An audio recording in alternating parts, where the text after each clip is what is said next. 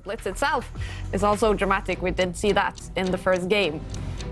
Jan-Christoph Duda blundering when he had seconds left on the clock. And here we go. And here we go. And after Duda pushed his e-pawn forward, pushed the king's pawn forward, it's Jovanka's favourite opening again. But this time, Magnus is on the black side of the Caro-Kann. You happy to see this one, Jovanka? Of course, I'm absolutely delighted.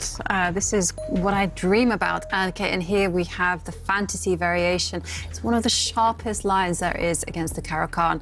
And White's idea is very simple. Just protecting the centre with a pawn, and Magnus goes for a very safe approach, which is to reinforce the centre. He will just develop his pieces and, at the right time, break forward with a timely c6, c5. Yeah, so the fantasy variation, I never knew how to handle it until recently. It was just every time I play online Blitz, it comes up, and I was just freestyling. It's a really flexible opening for both sides, a variation at least of the Caro-Kann. And, OK, Magnus, he's offering a transposition into the French defence. It started as a Caro-Kann, and it would become the French defence if White pushes his central pawn forward. As he has done, White's now going to continue trying to build space over the next few moves. Duda first, though, retreating the White Knight, just so he can kind of build this pawn chain. Very sensible. And is this how you handle the Caro-Kann? No, because I don't play the French defence, so I can't handle the fantasy in this way. No, instead I prefer to develop the dark square bishop out and put the pressure on the centre that way. And, OK, but this is something that Magnus is familiar with, and we've seen him employ the French defence. I'm thinking about his game against Hari Krishna in day 2 or day 1 of the preliminaries. Yeah, so Magnus has won with the French defence before. That was actually a crazy game where Magnus sacrificed a piece for few pawns just to explode open the centre. This is very different, of course. But then again, Black is the first to castle. Black is much better developed than White. But look at this. White's pawns are storming forward. White is going to kind of initiate a dark square strategy, put all his pawns on dark squares, and he's just going to try and hope that the black pieces can't break out from their cage. Black's pieces do lack space. They do fight for the same squares. That's why Magnus is now trying to open up lines, maybe for his rooks.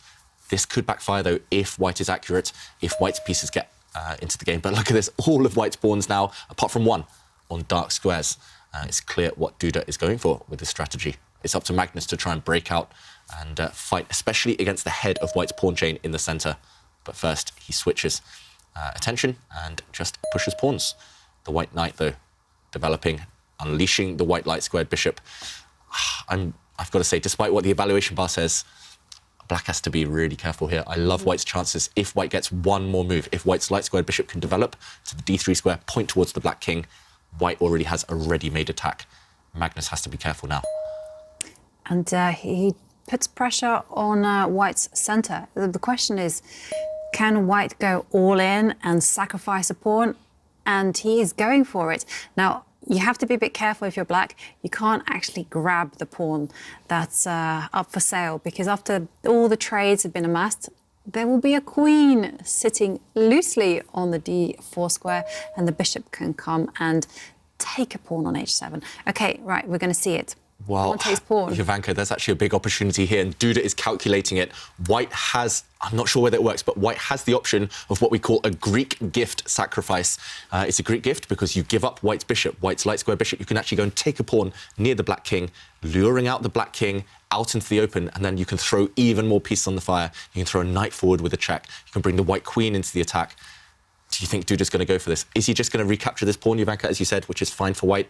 White's pawn structure is just about defensible, or do you just burn your bridges, gamble, and open the position up, sacrificing 2 pieces to go for Black's king? Yeah, I did see the Greek gift sacrifice that you mentioned, where you sacrifice 2 pieces to open up the H-line. It's risky. It's a lot of pieces, and you have to calculate, well, he's done it. But he's gone for it, but he's gone for it in a different way. Yeah, so not giving up the White light-squared bishop to lure out that Black king, break it out into the open, instead trying to give up his knight. And, oh, look at the bar. The computer hates this. That means the sacrifice simply doesn't work. But in order to accept the sacrifice, you need courage, you need nerves of steel. And Magnus, if he takes this White knight, it looks like Duda's just gifting him a knight for free. If the Black pawn captures this knight, then suddenly White will use his bishop and open up the Black king, and look at the H-line. That will open up if you take White's knight. White will recapture with a pawn eventually, gaining time. And But are you obliged to capture that knight? No, that's the big thing for Magnus. If you take this knight, maybe you'll live to tell the tale and you'll be a couple of pieces up. But look at the evaluation bar again. Magnus hasn't moved and it's recorrected itself. Oh. That's how complicated the position is. Even computers need a deeper horizon. They need more time to crunch the numbers, crunch the moves in order to get to the truth. And if you're sacrificing a piece, maybe even two, and the evaluation bar still says it's roughly balanced, that means it's quite promising from a practical perspective. Yeah. So really interesting. Look at the clock times as well. Duda going for it. He scared Magnus. Magnus now down to 2 minutes. Duda still with nearly 4 minutes, and Magnus doesn't take the piece. No, he doesn't take the piece, but we're still going to see fire on the board because, well, Duda has grabbed a pawn in the centre, but look, it's on the same line as the black queen. So does this mean that black can kind of get fruity and capture a pawn in the centre, clearing the path for the queen's attack against the knight? And he has played it. OK, he's played a different avenue, so clearing the light square bishop, black's light square bishop, hitting the white knight in the centre of the board now, so kind of a pseudo-sacrifice, offering up your piece, but trying to go for white's piece. So the key here, the critical variation now is for white to actually get greedy and capture the black rook. That white knight was doomed anyway, so you might as well grab a rook in the process. And black's knight in the centre trades itself off for a bishop. So the material count, white has an extra rook, but black has a bishop and a pawn in return. And also, black has an open king to attack, and that is very, very scary. Most French players, they dream about these kind of positions and these sacrifices. This is why they play the French defence. So I really am very, very worried for Duda's position. He has to get his king to safety. He has to control the activity of black's minor pieces because, look at it, he's taken a lot of risks with his pawn structure. There's holes all over the place.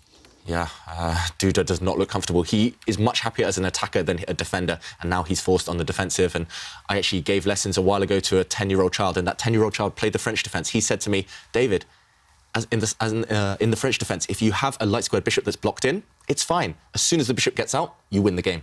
And that's happening now. Magnus Carlsen's light squared bishop is about to come out on the diagonal, and that piece is possibly going to win the game for him. Duda shaking his head. This one's turned. I loved what Duda did, but it backfired. And Magnus now giving up a rook. Not everyone would have done that. He's not materialistic. He's opened up the position, and now black's light squared bishop is going to come out surely. And once it does, there we go. The black bishop is out. In the French defence, you nearly never see it this active, this piece. And suddenly the white king is under heavy fire. Black's rook, that rhino is going to steam over into the centre of the board. Check that white king, and Duda leaning back. Is he giving up hope already? It's really dangerous now. Yeah. White, we should mention, it's not legal to castle over to the queen side now, to the left side, because that black bishop cuts over and you can't castle through check. But if you castle on the other side, notice the black queen is on the same diagonal as the white king. There'll be a discovered check. Duda going on the counterattack, though, hitting black's bishop. This is his last chance. Yeah, but this does allow the queen to dive in, grab a pawn, attack the rook. Where's the rook going to move? Yeah, I mean, question. okay, attacks the queen. And, well, I suspect that the queen... OK, we see a check first. This is a nice strategy. Yeah. And... he's just winning, Jovanka. The king can't move. The white king, if it moves, will lose its bishop. And if white's queen takes this black rook, then black's queen takes the white rook. White's queen is overworked. If it takes the black rook, it loses protection of its own rook. Duda's about to lose this game. Magnus just overworking the white pieces, and white's king is doomed. We talked about Duda's 26-move win. Magnus is winning in 21 moves here as black. This is impressive. Yeah, and it was all because of Duda's very committal knight move. And there we see a few captures on the board, and it is looking dreadful for white. And look at white's king, it's defenceless. Black now has 3 pieces, 2 bishops and a knight for 2 white rooks. But look at white's rook in the corner, stuck next to its king. Look how open the king is on the diagonals. Duda knows he's done. This attack is going to be deadly. He's not going to survive. That white king is living on borrowed time. Yeah. I mean, all it needs is a dark square bishop to come into the game, and it's game over. And now a knight is in. And is there a big threat in the position? Yeah, there's a couple of big threats. Black's queen now is threatening to come down to the bottom of the board, and that would end in disaster for white. Look how white's queen is cut off from the defence of her king. That black knight in the centre of the board, acting as a defender and an attacker. And Duda, he resigns. Yeah, look at that smile on the champion's face. Magnus Carlsen wins the Charity Cup in tie-breaks after a tough fight against Jan-Christoph Duda. Look at that. It's nice to see that smile. Probably a little bit tired, but impressive stuff by Magnus Carlsen. Look at that. What is that smile about, David?